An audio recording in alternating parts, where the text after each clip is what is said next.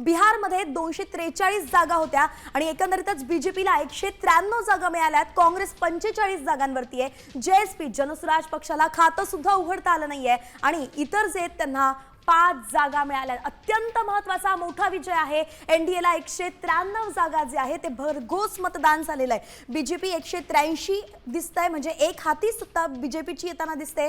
243 जागांपैकी फक्त ऑदर्स म्हणजे अन्य जे आहेत पक्ष त्यांना 9 मिळाले, तर काँग्रेस जो महागठबंधन ज्याला आपण म्हणतो त्याला 51 जागा मिळालेल्या आहेत.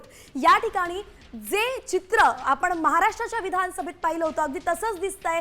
भाजप 183 मोठा भाऊ ठरलेला आहे एनडीए पक्षामध्ये आणि काँग्रेस महागठबंधनमध्ये जर बघितलं एकत्रित सगळी मतं 51 ची आलेली आहे आणि त्या ठिकाणी जादू काँग्रेसची नाही चालली आहे. जनसुराज्य पक्ष अगदी शून्यवरती आहे, खातही खोलता आलेलं नाहीये.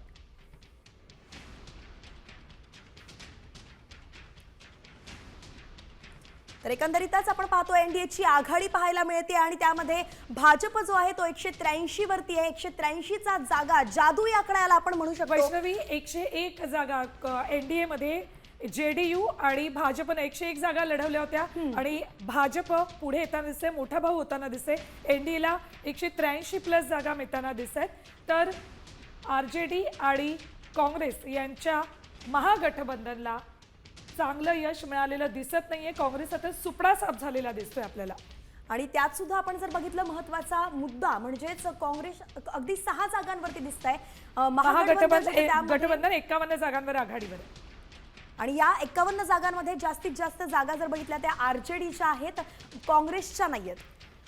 आणखी एक महत्त्वाची बातमी येते. राघोपूरमधून तेजस्वी यादव पिछाडीवर आहेत. मुख्यमंत्री पदाचा महागठबंधनचा हा चेहरा आणि हेच तेजस्वी यादव पिछाडीवर आहेत. राघोपूरमधून त्यांनी निवडणूक लढवली होती, पिछाडीवर आहे. ते 3016 मतांनी पिछाडीवर आहेत. हा फरक वाढत चाललेला आहे. काही वेळापूर्वी 1273 मतांनी पिछाडीवर होते, तर आता मात्र ते साधारण 3016 मतांनी पिछाडीवर आहेत. आणि हा जो आहे तो खरं तर मोठा फटका बघावा लागला आहे, कारण की तेजस्वी यादव ज्यांनी अनेक आश्वासनं दिली होती, विश्वास त्यांनी व्यक्त केला होता की यावेळी आमची जादू चालणार आहे, पण तसं झालेलं नाहीये. उलट त्यांचाच आपण पाहतोय सुपडा साफ होताना दिसतोय. त्यांना आपल्याच राघोपूर मतदारसंघामध्ये आपलीच जागा सुद्धा त्यांना ठाम ठेवता आलेली नाहीये आणि अगदी 3000 हा जो मोठा फरक पाहायला मिळतोय तो त्या ठिकाणी आहे. बीजेपीचा जो उमेदवार आहे तो त्या ठिकाणी पुढे असताना दिसतोय आणि हा जो पलट झालेला आहे, कायापलट आपण याला म्हणू, तो अगदी काही क्षणात झालेला आहे. एक दुसरी मोठी बातमी पाहतोय आपण, ती म्हणजेच राघोपूरमधून तेजस्वी यादव पिछाडीवरती दिसतायत आणि महुआमधून तेज प्रताप यादव देखील पिछाडीवरती आहेत. लालू प्रसाद यादवांची ही दोन्ही मुलं त्यांना यश गाठता येत नाही असं सध्याचं चित्र. तेज प्रताप यादव यांनी स्वतःचा पक्ष निर्माण केला, कारण कुटुंब आणि पक्षातून त्यांची हकालपट्टी करण्यात आली होती.